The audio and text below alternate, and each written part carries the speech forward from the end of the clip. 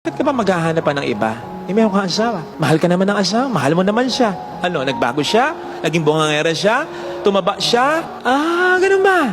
So, binabalik mo sa kanya, sinasabi mo may kulang sa kanya. Hindi kaya may kulang muna sa'yo? Sapagkat kung kompleto ka, kung secured ka, magbago man ang asawa mo, hindi ka mangangailangan at titingin sa iba. Madalas ganun eh. Kapag may nagloloko ang asawa, ang baling agad ng sisi sa asawa, may kulang sa'yo, hindi mo na sa akin pinoprovide dito, hindi ka na ganito. Mon, kung ikaw ay kompleto, kung ikaw ay secured, magbago man ang asawa mo, hindi ka magnanais ng magnanais ay pagpalit siya sa iba. Madalas meron tayong palasak na kasabihan, you complete me.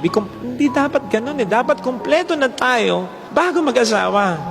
Hindi yung iaasa mo sa magiging asawa mo, yung kakompletuhan ng buhay mo. Ba't di naman kayo lagi magkakasama? Sabay ba kayong mamamatay? At paano kung magbago siya? Ganun na nga, di ba? Nakakatawa pa nga minsan yung mga iniisip ng iba tungkol sa mga byuda-byuda, iniwan ng asawa, niloko ng asawa. Yung tingin na, ay, byuda yan, sabik sa kasama yan. Ganon? No boyfriend, no husband, no second wife, no problem. Bakit? Kompleto sila, buo sila.